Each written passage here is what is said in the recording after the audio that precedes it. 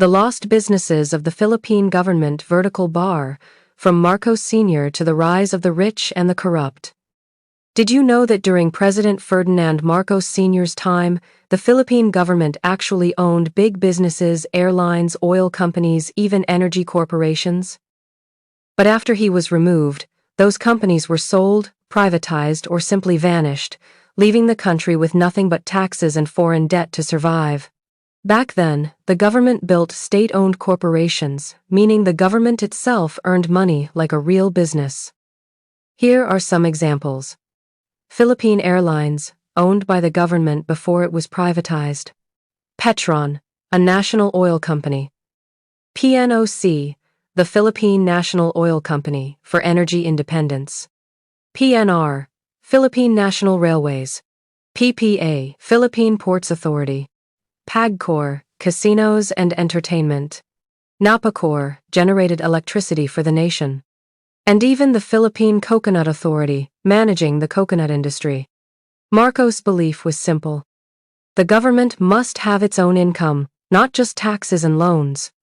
But after 1986, when the Marcos government fell, everything changed.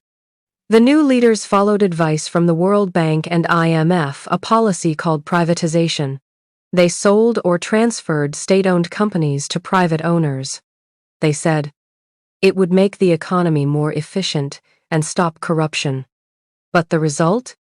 The government lost its main sources of income, the cost of basic services went up, and the nation became dependent on taxes and debt once again. The economic effect. Back when the government owned businesses, the country had steady income. Now, even if private corporations earn billions, like Meralco, PAL, Petron, and SM, none of that goes directly to the national treasury. Today, the Philippine government relies on people's taxes, OFWO remittances, and foreign loans. The result? The rich get richer, while ordinary Filipinos keep paying more. Corruption. After Marcos, they promised to end corruption. But instead, new forms of corruption appeared. Pork barrel scams, overpriced projects, ghost employees, and political dynasties feeding off public funds. Yes, democracy returned. But so did greed, just under new faces and new excuses. Who got rich in the end? So when people say life was better back then, it's not just nostalgia, there's truth in it. Because before, the government had its own income through national businesses.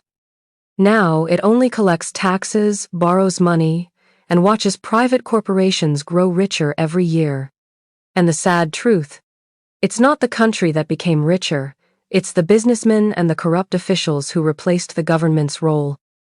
If you want more history, don't forget to subscribe.